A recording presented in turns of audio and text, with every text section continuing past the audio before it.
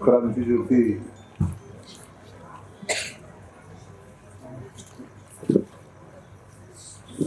सावित्री फुले यांची पुण्यतिथी जयंती अखंड भारतवर्षामध्ये साजरी होती. त्यांनी दिलेलं योगदान हा महाराष्ट्र हा देश कधीच विसरू शकणार नाही. त्या जर घराच्या बाहेर पडल्या नसत्या तर आज मुली शिक्षण घेऊ शकल्या नसत्या. इतकं महान काम हे सावित्रीबाई फुलेंनी केलं, महात्मा ज्योतिबा फुलेंनी केलं. त्यांच्या जयंतीच्या निमित्तानं मी त्यांना निवेदन करतो. आज आपल्या भीमनगर शिंगोली या ठिकाणी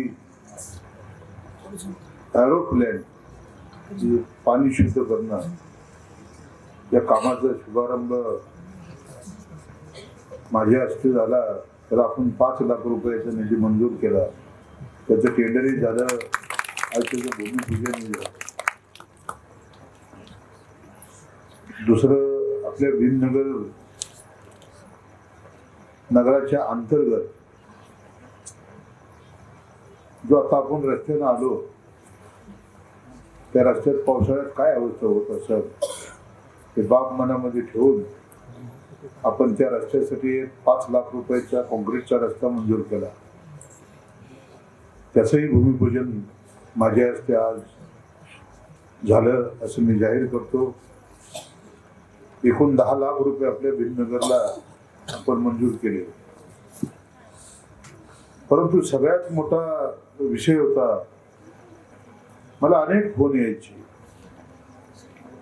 व्यासपीठावर आज कटके साहेब तुम्ही आहात, आमच्या विद्याताई आहेत, आमचे दावणे साहेब आहेत, माझे मित्र महेश धुमाळ आहेत. विठोबा जरा गडबड केला आहे. विठोबा आहे,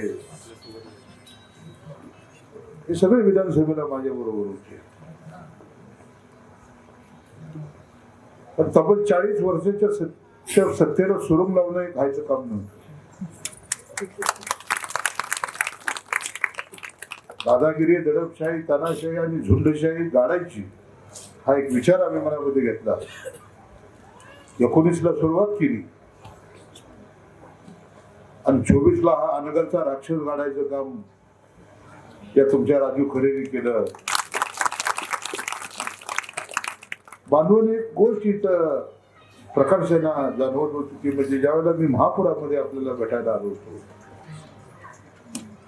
शेवटचं गाव नरखेडच्या पलीकडे असणारा देगाव, देगावच्या पलीकडे एक वस्ती आहे, जाधव वस्ती. आणि त्या जाधव वस्तीपासून वैरा बार्शी तालुका चालू होतो. त्या जाधव वस्तीपासून ते शेवटचं आपलं गाव, या गावापर्यंत ज्या वेळेला मी पूर परिस्थितीमध्ये फिरत होतो, इकडं शिंगोली तरड गावाकडं माझा एक राऊंड झाला.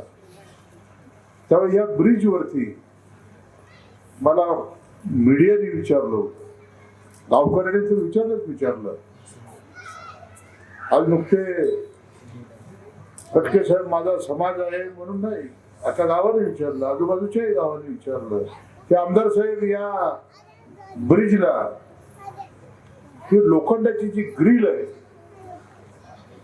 ती ग्रिल कधी बसवणार. पूर परिस्थिती होती, लोकांच्या भावनेचा उद्रेक होता. त्यानंतर कित्येक वाहनं तिथे बॅरिकेटिंग नसल्यामुळं लोखंडाची टेम्पो खाली पडले, कित्येक ऍक्सिडेंट झाले. मला रत्नदीप बऱ्याच वेळेला फोन करायचा, विद्याताई मला फोन करायच्या की भाऊ काही करून ही बॅरिकेटिंग म्हणजे ही लोखंडाची जी पुलाच्या बाजूचे 2 कठडे हे कठडे झाले पाहिजे. पूर आला तर पूर काय असा पूर नव्हता. गेल्या 100 वर्षामध्ये असा कधीही मोहोळ तालुक्यानं पूर बघितला नव्हता. इतका महाभयंकर असा तो पूर होता. जवळजवळ मोहोळ तालुक्यातली 35 ते 40 गावं त्या पुराच्या वेढ्यामध्ये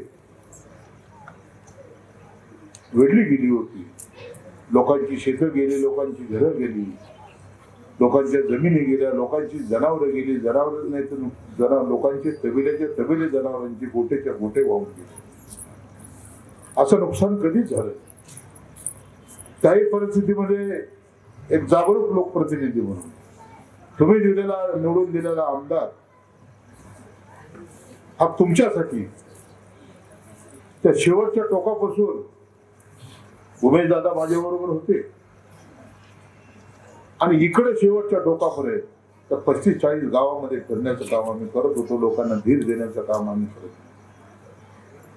विशेष करून या भागामध्ये माझ्या सौभाग्यवती माझी पत्नी तृप्ती खरे या जातीने फिरत होत्या. इथल्या कित्येक आया बहिणींची भेट त्यावेळेला पूर परिस्थिती झाली. विरवडे असेल, तरडगाव असेल, शिंगोली असेल, ती लोकांच्या जेवणाची काळजी घेत होती. जितकं शक्य तेवढं जेवण आपल्याकडून त्या लोकांना गेलं पाहिजे. नवरात्र सारखा उपवास होता, त्या उपवासामध्ये महिलांना फळं दिली पाहिजे. ती फळांसाठी टेम्पो भरून फळं ती गावांना शेवटच्या जितकं शक्य आहे तेवढं लोकांना पोच करण्याचं काम करत होते. पिण्याचं पाणी मिळत नाही तर पिण्याच्या पाण्यासाठी तिथं पाणी पोचलं पाहिजे म्हणून पाण्याची व्यवस्था करत होती.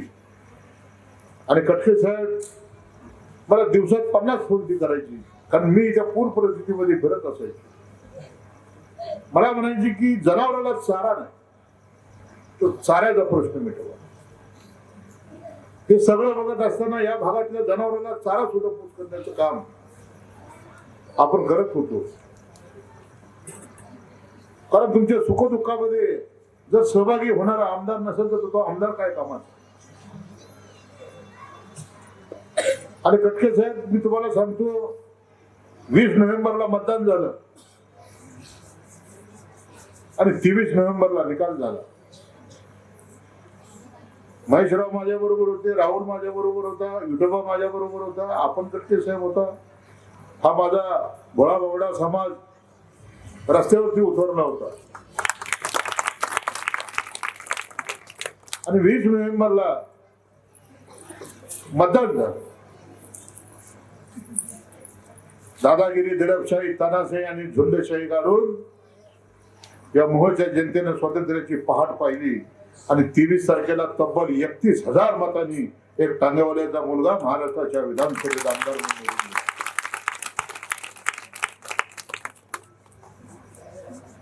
हे जे काम आपण केलं, शिंगोली असेल, तरडगाव असेल, इथल्या मायबाप जनतेचे उपकार मी हे आयुष्यात नाही परंतु 7 जन्मात सुद्धा तुमचे उपकार कधी विसरू शकणार नाही. इतकं प्रेम तुम्ही मला दिलं. कारण एकच मालक, राजन मालक असा नारा या तालुक्यामध्ये गेली 40 वर्ष होता. परंतु तुमच्या मताच्या मूल आणि तुमच्या मतामध्ये एवढा दम होता की तब्बल 31,000 आपण ह्यांचा आमदार पाडला. आणि या सोलापूर जिल्ह्याला नव्हे तर महाराष्ट्राला आपण दाखवून दिलं की मतामध्ये किती क्रांती असते. आणि ज्या वेळेला मतदान केलं जातं त्या मताच्या रूपात ज्यावेळी क्रांती होती त्यावेळेला एका घराची 40 वर्षाची सत्ता संपवली. बांधवली नगरपालिकेच्या निवडणुका झाल्या, ज्या वेळेला तुम्ही आमदार निवडून दिला तर माझी जबाबदारी होती की मोहोळ कुठल्याही परिस्थितीमध्ये तुमच्या हातामध्ये जाता कामा नये. जसा तालुका तुम्ही मला दिला तसं हे शहर तुमच्या ताब्यात देणार नाही. जीवाची पराकाष्ठा केली, जे बरोबर येते त्यांना बरोबर घेतलं. विधानसभेला जेवढी माझ्या बरोबर होते त्यांना घेण्याचा प्रयत्न केला, परंतु या वारीला मोहोळमध्ये पंचरंगी लढत झाली. ज्या आपल्या बरोबर विधानसभेला होते त्या दोघा ठिकाणी वेगळ्या चुली मांडल्या. आणि ज्याने आमच्या विरोधात गद्दारी केली, ज्याने आमच्या मला पाडायसाठी काम केलं, त्या रम्या कदमाच्या हातामध्ये आपल्या तुतारीची सूत्र दिली. आणि त्यानंतर राहुलला माहित आहे, मशालवाले लढले, पंजावाले लढले, तुतारीवाले लढले, परंतु बांधवांनो मी जिद्द ठेवली होती, काही करून नगरसेवक नगराध्यक्ष मोहोळमध्ये आपला आणणार म्हणजे आणणार. आणि मोहोळच्या निवडणुकीमध्ये कटके साहेब 8 नगरसेवकासहित नगराध्यक्ष मी निवडून आणला. मोहोळ त्यांच्या हातात दिलं नाही आमदारकरांच्या, लक्षात ठेवा. आता जिल्हा परिषद आणि पंचायत समितीच्या निवडणूक आहे. दावणे मग म्हणाले की आम्ही सरपंचाला बोलवलं, सरपंच आले नाही. सरपंच कसे येतील? त्याच्या मालकालाच आपण काढलाय, त्याचं काय काम आहे सरपंच? हो प्रत्येक बरोबर ना. तुमच्या गाव लेवलला ठीक आहे, मी 150 गावचा आमदार आहे, त्याच्यामध्ये शिंगोलीचा एक सरपंच आहे, पण त्याचा मालकच ज्यावेळी आपण काढला तर ती येईल कसा? हे अपेक्षा सुद्धा ठेवू नका, लक्षात ठेवा. कटके साहेबांसारखी चांगली माणसं आहेत, महेश धुमाळ आहे आमच्या बाजूचा, त्याच्या आई सुद्धा सरपंच होते. बांधवानं जात पात धर्माच्या पलीकडे जाऊ,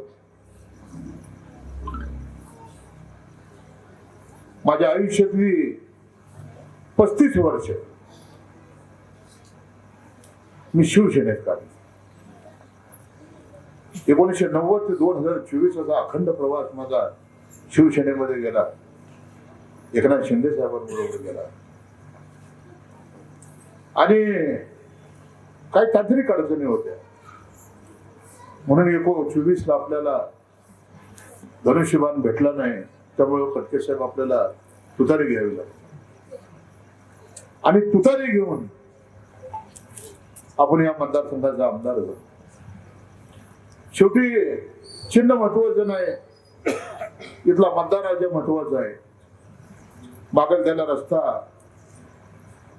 कोण अडचणीत असेल त्याला मदत करण्याची भूमिका, कोणाचं ऑपरेशन असेल त्याला ऑपरेशनला मदत करण्याची भूमिका, त्याला कधी परत खाली हात पाठवणार नाही.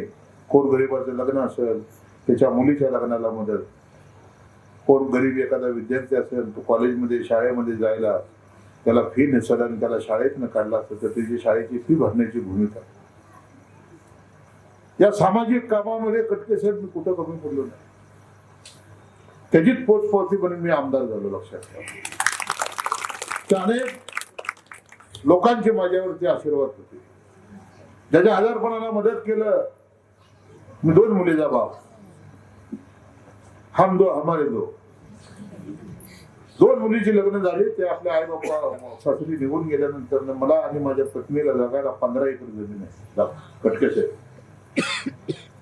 मी माझ्या पत्नीला नेहमी आयुष्यामध्ये सांगितलं की आपण ज्या वेळेला आईच्या रुद्रातून जन्म घेतो त्यावेळेला आपण नागडाचा बाहेर येतो, आणि ज्या वेळी आपण या जगाचा निरोप घेतो त्यावेळेस सुद्धा आपल्या अंगावर वस्तू ठेवली जात नाही.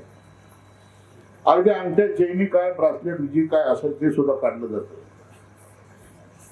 आमच्याकडे कारखाना नाही, आमच्याकडे सूतगिरणी नाही, आमच्याकडे बँक नाही, आमच्याकडे शाळा कॉलेज नाही. कटके साहेब माझ्याकडे साधी पिठाची चक्की सुद्धा नाही, परंतु दानत आमची एवढी मोठी आहे. ते दानत असल्यानंतर काय असतं मोहोळ तालुक्याने बघितलं. लक्षात ठेवा, आणि यांच्याकडे सगळं काय, ह्यांच्याकडे कारखाना आहे, यांच्याकडे बँक आहे, यांच्याकडे नक्षत्रासारख्या दारूच्या फॅक्टरी आहेत, ह्यांच्याकडे काय तुमचे काय काठा मारते अजून कारखान्याला, शाळा आहे, कॉलेज आहे, हॉस्टेल आहे, पण हॉस्टेल बंद पडलंय. त्यांची नियत बेकार आहे, त्यामुळे तिथे हॉस्टेलला मुली कुठं राहिल्या नाही. त्या नगरमध्ये या तालुक्यामध्ये आया बहिणी सुद्धा सुरक्षित नव्हत्या, अशी परिस्थिती होती. आणि मग काय नेणार आहात तुम्ही आयुष्यामध्ये? बरोबर ज्यावेळी तुम्ही या जगाचा निरोप घेताल त्यावेळेला काय येणार आहे तुमच्या बरोबर? जे येईल ते तुमचं नाव येईल. कटके साहेब माझ्याकडे कधी बी तुम्ही या. कीर्तनकार महाराज बसलेले, महाराज तुम्ही बी या. पंढरपूर सारख्या वैकुंठवासी पंढरी नगरीमध्ये माझा जन्म झाला. टाळ मृदुंगाच्या गजरामध्ये दुमदुमलेली ही पंढरी. लहानपणापासून मी या पांडुरंगाचा नसीब असा बघतो. कित्येक वारकरी, तुम्ही आषाढीला माझ्याकडे जर आला तर किमान 2 ते 2,500 वारकरी हे माझ्या घरी मुक्कामी असतात. जशी पुरामध्ये माझी बायको तुमच्यासाठी पळत होती, तशी ते आषाढी एकादशी मध्ये आपल्या घरी आलेल्या वारकऱ्याला 18 पगड जातीचा तो वारकरी असतो. वारकरी संप्रदायामध्ये जात पात याला महत्व नसते. वारकरी हीच सगळ्यात मोठी जात असते. बरोबर महाराज? आणि 2,000-2,500 वारकरी आपल्या घरी 3-4 दिवस राहतात. त्यांचं भजन होतं, त्यांचं कीर्तन होतं. टाळ मृदुंगाच्या नादामध्ये पंढरी सारी सजून गेलेली असते. तसं आपलं गोपाळपूरचं फार्महाऊस ही सजून गेलेलं असतं. आणि मग बांधवांनो, तुम्ही याच्या आमदाराच्या कार्यालयात गेला, तिथं भांडला की 10% मुळे सगळा गडबड झाली, जीएसटी मुळे गडबड झाली आणि 10 लाखावरनं तुमची गाडी 7.5 लाखावर आली. पण एक लक्षात ठेवा, माझ्या फार्म हाऊसवर जर कधी तुम्ही आला तर एक ठेकेदार दिसणार नाही. ह्या पत्रकार बांधवांना विचार, एक ठेकेदार तुम्हाला दिसणार नाही. माहिती तुम्हाला इथल्या ठेकेदाराला हाच प्रश्न पडला, कारण आमदाराचा विचारच वेगळा आहे. आमदाराचा बाप टांगा झाला होता. एका टांगावल्याच्या पोटी जन्माला आलेला हा राजू खरे, जो झोपडपट्टीमध्ये राहिला. आमची स्वप्न फार मोठी नाही आहेत कटके साहेब. आमची स्वप्न हे 288 आमदार या महाराष्ट्राच्या विधानसभेमध्ये. कटके साहेब, कोणचा आमदार असा आहे सांगा की गोळाच्या गोट्यात झोपतो? तुमचा मोहळचा आमदार गोळाच्या गोट्यात झोपतो. आता इथून गेला की गोळाच्या गोट्यात झोपतो. माझ्याकडे 40-50 जनावर राहायची. ते गोट्यातच जेवण होतं. हा 8 वाजता माझी जेवणाची व्यवस्था करायला माझ्या पत्नीने 2 माणसं ठेवलेली. आप साहेब आले की साहेबाला जेवणाचं ताट द्या, जेवण करायचं आणि त्या गोट्यामध्ये झोपायचं. कोणचा आमदार आहे मला सांगा? सकाळी जरी तुम्ही कटके साहेब माझ्याकडे 7 वाजता आला तर मी गोट्यातनं उठून तुमचं काम करेन. माझा आदर्श गणपतराव देशमुख आहेत, लक्षात ठेवा. बाबा हयात गणपतराव 11 वेळा निवडून आले, तर तू गणपतरावने जे काम उभं केलं ते महाराष्ट्रातल्या कुठल्याच आमदाराला उभं करता आलं नाही. आणि म्हणून आपण आपल्या आयुष्यामध्ये त्या लोकांचं काहीतरी द्यायला लागतोय. हे माझी कुठंतरी तुम्हाला मदत व्हावी. ज्यावेळी मतदान होते त्यावेळेला तुम्ही घराच्या बाहेर पडला, स्वयंपाक सोडला, प्रत्येक इथं कीर्तनकाराने कीर्तन सोडलं, कटके साहेबांनी त्यांचं काम सोडलं. महेश धुमा तर माझ्या बरोबर प्रचारामध्ये उतरलेले होते. विठोबा माझ्या बरोबर होता, हा समाज सभा माझ्या बरोबर होता. सगळी हातातली कामं बाजूला ठेवून तुम्ही त्या मतदान केंद्रावरती जाऊन आपला माणूस निवडून आला पाहिजे, हे एका जिद्दीनं तुम्ही बाहेर पडला आणि तुमचा माणूस निवडून आला. मला दावणे साहेब म्हणले की 40 वर्षापूर्वी आमदार निवडून आला होता. असं नाहीये. 1957 साली शेड्यूल कास्टचा आमदार आपला निवडून आला होता.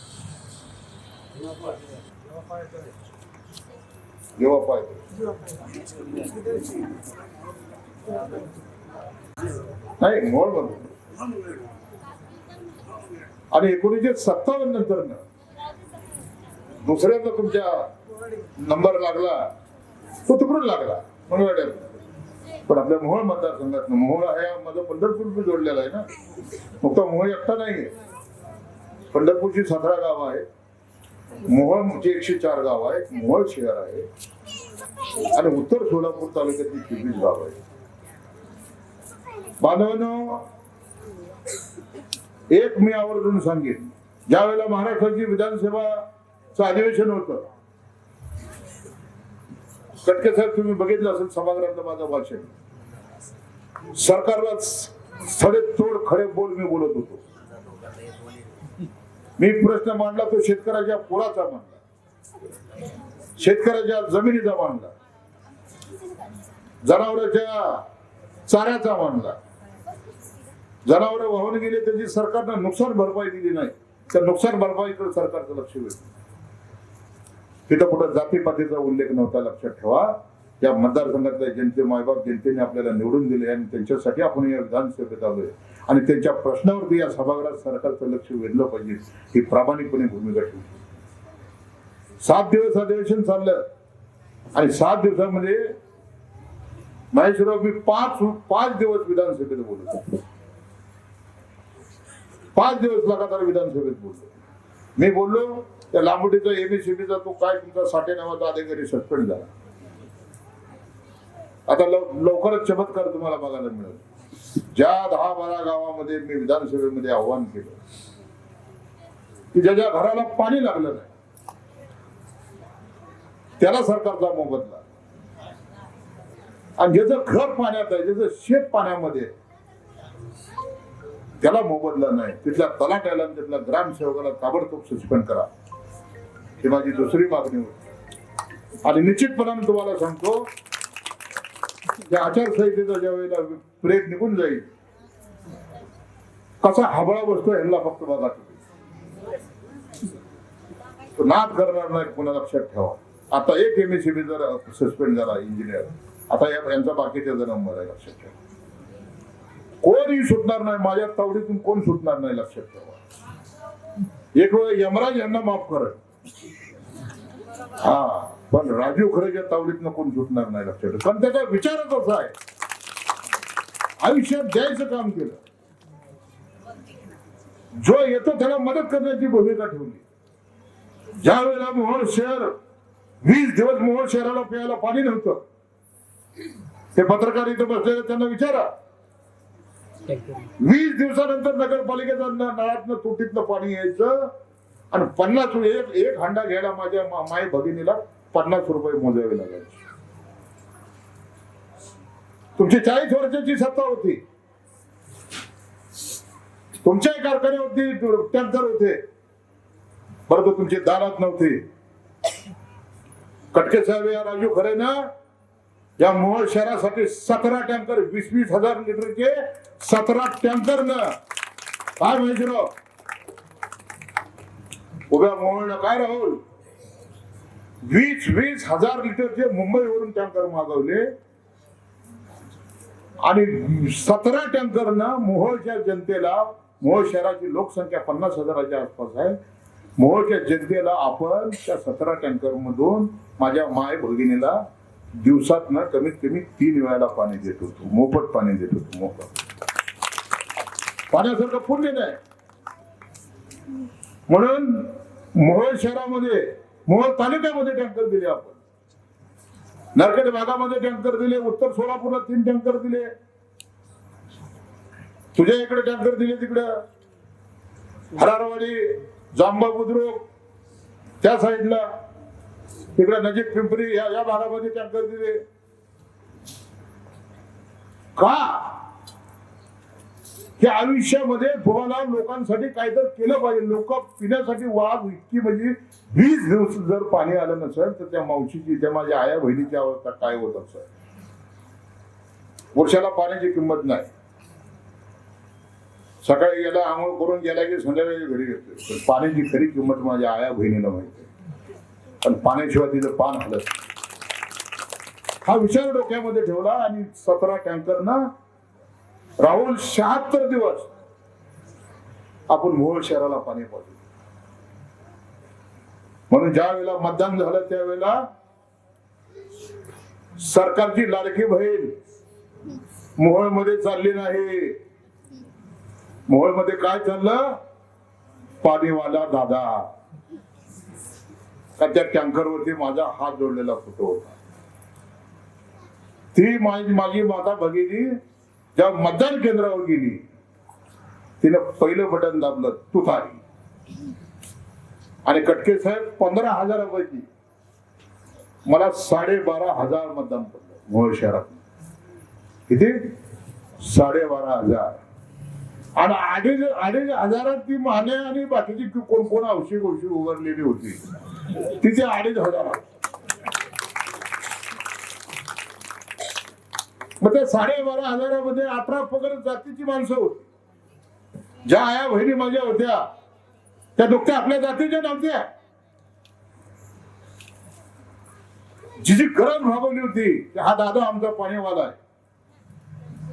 मग ती महाराजची असेल, मांगाची असेल, सामाराची असेल, मराठ्याची असेल, लिंगायत असेल, वाणी असेल, ब्राह्मण असेल, तिने जाणीव ठेवली की आमच्यासाठी दादा 76 दिवस पाणी पाजत होता. या निवडणुकीत कसल्याही परिस्थितीत आमचा दादा पडला नाही पाहिजे. दादाला मतदान जर केलं तर समोरच्याला पाणी पाजलं जाईल. म्हणून माझ्या सगळ्या लाडक्या बहिणीने मला प्रचंड अशा मताने निवडून दिलं. ज्यावेळी तुम्ही लोकांसाठी काम करता, नगरपालिकेच्या निवडणुकीला तीच भूमिका झाली कटके साहेब. जर 2-4 जण माझ्या बरोबर आले असते तर किंमत कमी 16 ते 18 नगरसेवक माहिती तुम्हाला पण निवडून आणले. तर आता करायचं काय? कमळाबाईने असं काय त्यांना औषध दिलं होतं? तुतारी नाचायला लागली, मशाल पेटायला लागली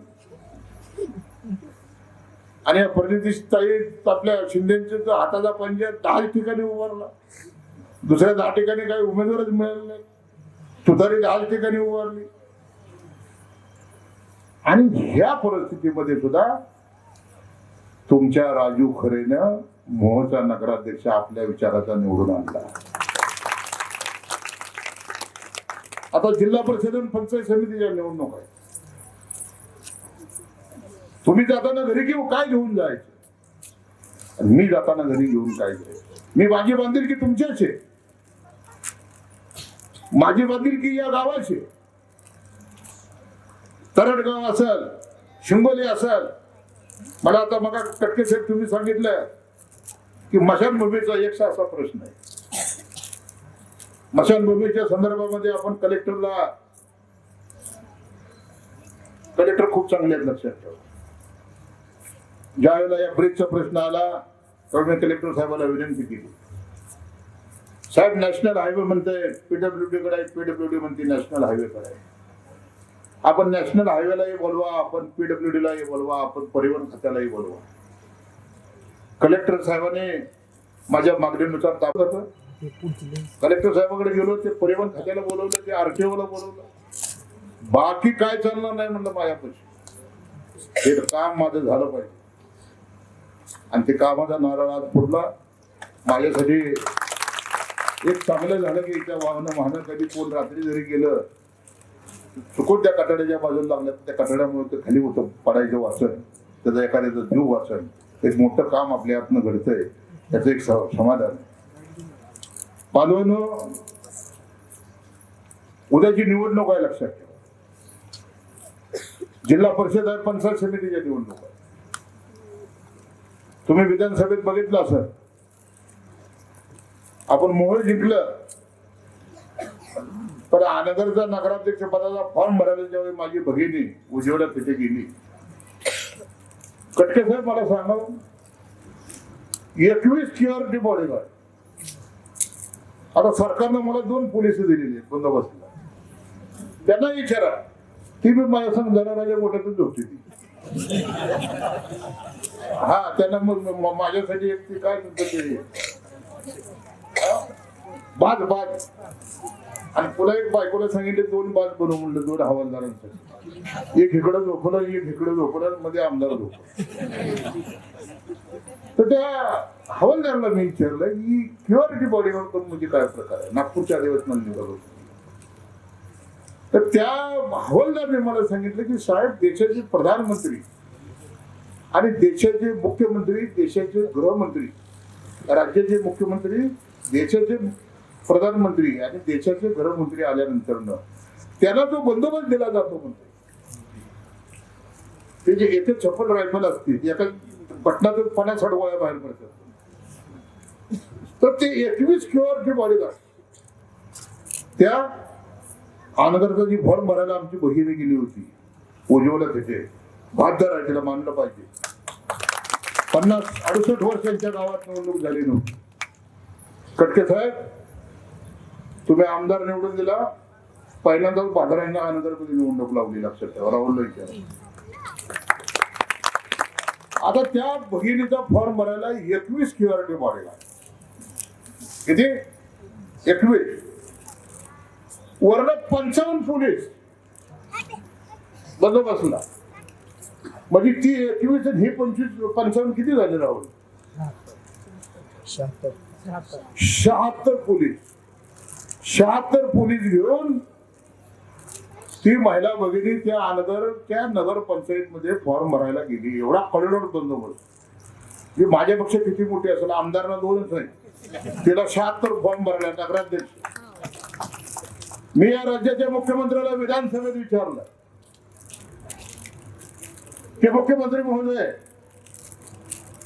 अनगरमध्ये एका महिलेला फॉर्म भरण्यासाठी 21 क्युआरटी बॉडीगार्ड आणि 55 पोलिसांच्या बंदोबस्तामध्ये जावं लागतंय. मग अनगर माझ्या मोह तालुक्यामध्ये आहे का जम्मू काश्मीर मध्ये आहे? याचं उत्तर मला द्या म्हणलं मुख्यमंत्री महोदय. कुठे आहे अनगर? जम्मू काश्मीर मध्ये. तुम्ही गडकरी साहेब सांगा मला की अनगर हे जम्मू काश्मीर मध्ये का मोह तालुक्यात आहे? म्हणजे काय दादागिरी, कसली दडपशाही, कसली ही राजवट. एका महिलेला फॉर्म भरण्यासाठी 2-2 हजार वाहनं रस्त्यावर आडवी त्या यावली फटीपासून अनगर पर्यंत. कोण होती ती महिला? 28 एकर बागायत जमीन तिची. अनगर मध्ये तिचा वाडा, तिचा सासरा पोलीस पाटील, तिचा नवरा पोलीस पाटील. आणि नवऱ्याच्या अकाली निघाल्यानंतर ना एक साधं कारण घडलं, त्या महिलेला रातोरात स्वतःच्या मुलाला घेऊन गाव सोडावं लागलं. आणि आज पुण्यामध्ये ती महिला धुणं मांडे करते. आमदार म्हणून माझं कर्तव्य होतं, 2 मुलीचा बाप म्हणून माझं कर्तव्य होता की त्या महिलेच्या पाठीमागे आपली ताकद उभी राहिलीच पाहिजे. आणि उभारलं तिच्या पाठीशी खंबीरपणाने. घाबरणारा मी नाही, लक्षात ठेवा. तुमचा विमाचा बच्चा आहे, तुमची दादागिरी मोडून काढली आम्ही.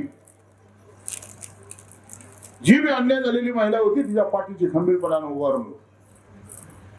आणि उद्या ही वेळ आपल्यावर येऊ नये. याने जनावरांचा बाजार म्हणून झाला अनगरला. यांनी सब रजिस्टर ऑफिस अनगरला नेलं. यांनी या मुळेच तहसील कार्यालय हे सुद्धा कटके साहेब अनगरला नेलं. लक्षात ठेवा.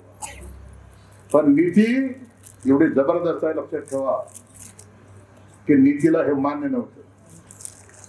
मुख्यमंत्री एकनाथ शिंदेने स्थगिती दिली. त्यांनी रात्री अजित पवारांना घेऊन गेले मुख्यमंत्र्याकडे. बोले आम्ही कार्यालय मंजूर केलं, आमच्या आमदारांना मंजूर केलं. मुख्यमंत्र्यांनी लिहिलं होतं सकाळी, एकनाथ शिंदे साहेबांनी, मी होतो बरोबर, माझ्यावर सगळं शिष्टमंडळ होतं. अनगर अप्पर कार्यालयाला तात्पुरती स्थगिती. मी म्हणलं मुख्यमंत्री महोदयांना, कारण मी 35 वर्ष शिंदे साहेबांबरोबर आहे. वयाच्या 15व्या वर्षापासून आज 50 वर्ष माझं चालू. उभी हयात 35 वर्ष एकनाथ शिंदेबरोबर झाले. त्यांचा माझ्यावरती विश्वास होता. त्यांना सांगितलं की साहेब, फेर संरक्षणचा अहवाल सादर करा. स्थगिती द्या, पण फेर संरक्षणचा अहवाल सादर करा, म्हणजे इथला तहसीलदार, इथला प्राण ताबडतोब सस्पेंड झाला पाहिजे. रात्रीत गेले, अजित पवारांना घेऊन गेले. आणि अजित पवारांना घेऊन गेल्यानंतर ना म्हणजे आम्ही या सरकारमधून बाहेर पडू. अरे आम्ही सत्तेमध्ये आहेत, मुख्यमंत्री मध्ये असं कसं काय करतायत? आमच्या आमदारांना मंजूर केलेलं कार्यालय तुम्ही स्थगिती देता त्याला. ज्यावेळी सरकारमधून बाहेर पडतो असा अजितदादाचा इशारा आल्यानंतर एकनाथ शिंदे साहेब 2 पावलं मागे आले. रात्री 10 वाजता स्थगिती उठवली. दुसऱ्या दिवशी 2:30 वाजता मी ठाण्यात भेटलो. माझ्यावर आमदार भरत शेठ गोगावले, आता जे मंत्री आहेत त्यावेळी ते आमदार होते महाडचे. मी म्हटलं साहेब काय झालं? आपण सकाळी स्थगिती दिली आणि रात्री स्थगिती उठवली. मग आम्हाला कटके साहेब सांगितले की अजितदादा रात्री आले होते, ते 2 आमदार बी आले होते. म्हणजे तो माने आणि तो पाटील माझे आमदार. माझा नाही इलाज झाला. त्यावेळेला आम्ही ठरवलं की साहेब तुम्हाला त्रास देणार नाही. तुमच्या अडचण आम्ही समजू शकतो, पण जनतेच्या न्यायालयात जाऊ आम्ही, आणि जनतेच्या न्यायालयामध्ये जाऊन या अनगरापर कार्यालयाचा म्हणलं आम्ही जोगवा मागू म्हणला, मताच्या रूपाने जोगवा मागितला आणि जनतेने असा जोगवा दिला की तुमची परडी फुटली, असा जोगवा दिला ना 31,000 तुमचा आमदार निवडून दिला. हे दादागिरी चालत नाही, लक्षात ठेवा. त्यामुळे उद्याची जिल्हा परिषद असेल, उद्याची पंचायत समिती असेल, मी रत्नदीप असाल, दावणे साहेब आपण असाल, आपल्याबद्दल एक मत पुरता कामा नाही, लक्षात ठेवा. तर येणारा काळ कसा आहे बघा. पहिल्यांदा हे शेतकरी कामगार पक्षात होते खटके साहेब, नंतर हे शेतकरी कामगार पक्षातनं कुठे गेले, काँग्रेस पक्षात गेले. काँग्रेस पक्षामध्ये थोडे दिवस राहिल्यानंतर ना हे एकसंघ राष्ट्रवादी, नंतर हे काँग्रेस सोडून राष्ट्रवादीत गेले. राष्ट्रवादीमध्ये 2 ज्यावेळी तुकडे झाले, त्या संदर्भात हे अजितदादाकडे गेले होते, कारण सरकार खातं त्यांच्याकडे, आणि तिथे हे कारखान्याला कर्ज मध्ये ज्यावेळी दादाने कड्या भाषेत सांगितलं, तुला आमदार निवडून आणता आलं नाही, 250 कोटी रुपये कर्ज मुक्त होता म्हणला. महेशराव केबिनच्या बाहेर आल्यानंतर आपल्या 2 युवराजाला घेऊन हे महाशय म्हणले, आता दादा पुछले आपली पद संपली, आता पुढच्या दारात जाऊ, म्हणजे पुढच्या पक्षात जाऊ. मग शेकाप झाला, काँग्रेस झाला, राष्ट्रवादी झाला, मग कुठे गेले रावले, कमळाबाईच्या लगेच काकाला बसले. आणि त्यांची अवस्था इतकी विचित्र की 50 वर्षात कमळ फुललं नाही मोह तालुक्यात. त्यांनी ती अनगरची गटरगंगा बघितली आणि त्या गटरगंगेत ही कमळ फुलल म्हणून त्यांना घेतलं. आपण नगरपालिका जिंकली राहू, आपण विधानसभा जिंकली. ज्या वेळेला जिल्हा परिषद आणि पंचायत समितीच्या निवडणुकीत तुम्ही सगळी साथ देसाल, आपले जिल्हा परिषदेचा सरच आपला निवडून येईल, पंचायत समितीचा सरच आपला निवडून येईल. मी आज सांगतो खटके साहेब, जिल्हा परिषद आणि पंचायत समितीमध्ये यांचा दारुण पराभव झाल्यानंतर ना हे खरंच अमेरिकेमध्ये जातील, अमेरिकेच्या राष्ट्राध्यक्ष ट्रम्पला भेटतील आणि ट्रम्पला म्हणतील की आता आम्ही भाजप सोडून तुमच्या पक्षात येतो, कारण आता दुसरा पक्ष त्यांना राहिला नाही. शिवसेनेत म्हणले तर मी एकनाथ शिंदे बरोबर 35 वर्ष, पुन्हा पवारांचा आशीर्वाद माझ्या पाठी. आणि म्हणून तुम्हाला सांगतो ही लढाई मोठी आहे. विकास कामं होती, विकास कामाच्या बाबतीमध्ये आपण कुठेच कमी पडणार नाही. भीमनगर असेल, कोरवली असेल, तरडगाव असेल, मी या सभेच्या निमित्तानं आश्वासन देतो. खटके साहेब, तुमच्या मशानभूमीचा प्रश्न आचारसंहिता झाल्या ताबडतोब मशानभूमीचा प्रश्न कोरवलीचा सोडवला जाईल, त्याचाही नारळ फोडण्यासाठी मी येईल, लक्षात ठेवा. कारण आयुष्याचं शेवटचं ठिकाण आहे. तुम्हाला बी जायचं आणि मला बी जायचं, लक्षात ठेवा. आणि सगळ्यांनाच तिथं जायचं, कारण जीवनाचं शेवटचं ठिकाण आहे. आणि आज अशी भयानक अवस्था झाली की मशानभूमीच वाहून गेली. मी कलेक्टर साहेबांना स्वतः भेटतो, ताबडतोब जागा मंजूर करायला होतो. मी माझ्या आमदार फंडातून त्या मशानभूमीसाठी पैसे मंजूर करतो आणि ताबडतोब त्या मशानभूमीचं काम मार्गी लागेल. फक्त आता आचारसंहिता असल्यामुळे मला बोलता येणार नाही, राहुलला माहिती आहे. 17 तारखेला आचारसंहिता संपल. पुन्हा एकदा एवढ्या मोठ्या प्रमाणामध्ये आपण, माझ्या आया बहिणी, सगळे माझ्या समाजातली ज्येष्ठ मंडळी, माझे सर्व सहकारी, गावामधून आलेले, आजूबाजूच्या गावातून आलेले आमचे कीर्तनकार, आमचे महेश धुमाळ, आमचा विठोबाने जरी गडबड केली तरी विठोबा पुढे पुढे आपल्या बरोबर राहणार आहे, मला काळजी खात्री आहे. कारण विठोबा आता शेवटचं पिल्लू आहे, लक्षात ठेव. शेवटचं जी शिफ्टी ती शिफ्टी जिल्हा परिषद पंचायत समितीमध्ये, आणि ती एकदा ठेचली की मग ह्यांना अमेरिकेत जावं लागणार ट्रम्प. हे साहेब, महाराष्ट्रातले देशातले सगळे पक्ष संपले, आता आम्हाला तुमच्या पक्षाशिवाय सतनागत नाही, आम्हाला तुमच्या पक्षात घ्या.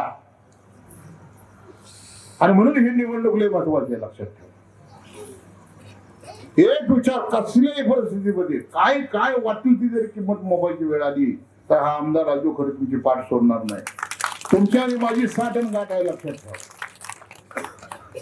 तुमचा होता म्हणून इथं आला, तुमची काळजी घेत होता म्हणून त्या ब्रिजच्या तिथलं त्या बॅरिकेडिंगचं भूमिपूजन केलं. तुमची काळजी वाटती, कटके साहेबांनी सांगितलं ताबडतोब 17 तारखेला आचारसंहिता संपू द्या, स्मशानभूमीचं काम ताबडतोब चालू केलं जाईल. जे मग निवेदन दिलं आपले धनगर समाजाचे काय काळजी करण्याचं कारण नाही, त्याचंही काम आपण ताबडतोब करायचं. मी काम करणारा कार्यकर्ता आहे, लक्षात ठेवा. मी जे जे तुम्ही मागाल मी कुठंच तुमचा राजू खरे कमी पडणार नाही. कारण संध्याकाळी गुराच्या गोट्यात झोपताना हाच विचार करतो की माझ्याकडे आलेला माणूस खाली हात परत गेला नाही पाहिजे, त्याच्याशिवाय माझं जीवन सारखं लागणार नाही, लक्षात ठेवा. पण गरिबी काय ही गरिबी मी बघितली. कटके साहेब, एक टांगावल्याचा मुलगा ज्या वेळेला गरिबीतून आला आणि आज महाराष्ट्राच्या विधानसभेत ज्यावेळी मी सर्वोच्च सभागृहात बसतो त्यावेळी माझ्यासमोर देवेंद्र फडणवीस बसलेले आहेत, माझ्यासमोर अजितदादा बसलेले आहेत, माझ्यासमोर एकनाथ शिंदे साहेब बसलेले आहेत, राज्याचं मंत्रिमंडळ बसलेलं आहे. महाराष्ट्रातून निवडून आलेले अनेक आमदार आहेत. साहेबुद्दीन पद्मराव कदमाचा पोरगा आहे, विलासराव देशमुखाचा पोरगा आहे, सगळी रती महारथी. आणि तिथं त्या सभागृहामध्ये मी सुद्धा.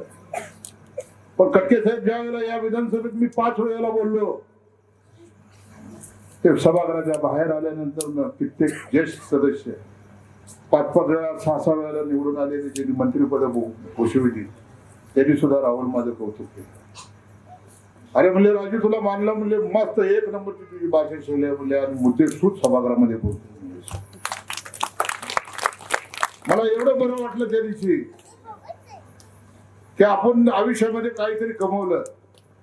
कारखाना नाही कमवला आपण, बँक नाही, नक्षत्रासारखी दारूची फॅक्टरी नाही, शाळा नाही, कॉलेज नाही, काय नाही, पण हा पिठाची चक्की नाही, पण हे नाव कमवलं. आणि याच गोष्टीचा आनंद आहे. अरे काय त्यांच्याकडे कारखाने काय काय कशात किती जरी असलं तर काय सोन्याच्या ताटात जरी जेवण केलं तर शेवटी पोटातच जाते ना. ती सोन्याची भाकर खाते तरी मी ज्वारीची भाकरी खातो असं काय आहे का? हो कटके साहेब, माणसानं आयुष्यामध्ये साधं राहिलं पाहिजे, लक्षात ठेवा. आपलं जीवन दुसऱ्याच्या कामाला आलं पाहिजे तर त्या जीवनाला अर्थ आहे, लक्षात ठेवा. हे हा जीवन एकदा आहे, पुन्हा पुन्हा नाही आहे, लक्षात. ज्या वेळेला तुम्ही पाठीमागे सुद्धा म्हणता की याला आमदार असावा तर आमचा राजू सारखा असावा, राजू खरे सारखा असावा, लोकांना फसवणारा नसावा, तुमच्या बाकीच्या भानगडीत नाही, लक्षात ठेवा. राहुलला माहित आहे काय राहुल मला जवळून बघतो, कुठलाही डाग आपल्या अंगावरती डाग पडू दिला नाही, लक्षात ठेवा. माझ्या मुलीला कटके साहेब 96% मार्क्स पडले. माझी दुसरी मुलगी सुद्धा आज 90% पुढे 91-92 मोठी मुलगी आता इंजिनिअरिंग पूर्ण होईल, MPSC करेल, ती सुद्धा IAS होईल. राहुल आयुष्यामध्ये सगळ्यात मोठी संपत्ती आपली हे आहे की तुमच्या सगळ्याच्या आशीर्वादानं सोन्यासारखी लेकरं आज 1 नंबरच्या पदावरती उद्याला जातील, हीच सगळ्यात मोठी संपत्ती आणि हा तुमचा सगळ्यांचा आशीर्वाद आहे. आता यांची गाबडी बघा 302 मध्ये जेलमध्ये जातात कटके साहेब. हो कटके साहेब, आणि लग्नाच्या अगोदर यांना बाळ होतील. हे आपला आदर्श येणारा आणि आपला माणूस 40 वर्ष बोकाटी घेतला मोहच्या लोकांनी. आणि म्हणून तुम्हाला सांगतो बांधवांनो, आपला अधिक वेळ घेणार नाही, खूप वेळ आपल्याला दिला. आपण या कार्यक्रमाच्या निमित्तानं आलो, सगळ्यांनी मोठ्या प्रमाणामध्ये उपस्थिती दाखवली. गोरखे वस्तीच्या संदर्भामध्ये सुद्धा ज्या वेळेला पूर आला त्यावेळेला पूर परिस्थितीमध्ये गोरखे वस्तीला मी भेट दिली होती. त्यांची मागणी आहे की पुरामध्ये प्रत्येक वेळेला पूर येतो आणि पुरामध्ये ही वस्ती पाण्याखाली जाते, तर याही संदर्भामध्ये या जिल्ह्याचे कलेक्टर, या जिल्ह्याचे महसूल मंत्री यांना भेटून तोही प्रश्न आपण गोरखे वस्तीचा लवकरात लवकर मार्गी लावण्याचा 100% प्रयत्न करतो. पुन्हा एकदा भीमनगर मध्ये सर्व माझ्या माता भगिनी, त्या गावातनं आजूबाजूच्या गावातनं आलेले सर्व माझे सहकारी यांनी प्रचंड मोठ्या प्रमाणामध्ये उपस्थित राहून या कार्यक्रमाची शोभा वाढवली, त्याबद्दल सगळ्यांचे मी आभार मानतो आणि मी आपली रजा घेतो. जय हिंद, जय भीम, जय महाराष्ट्र.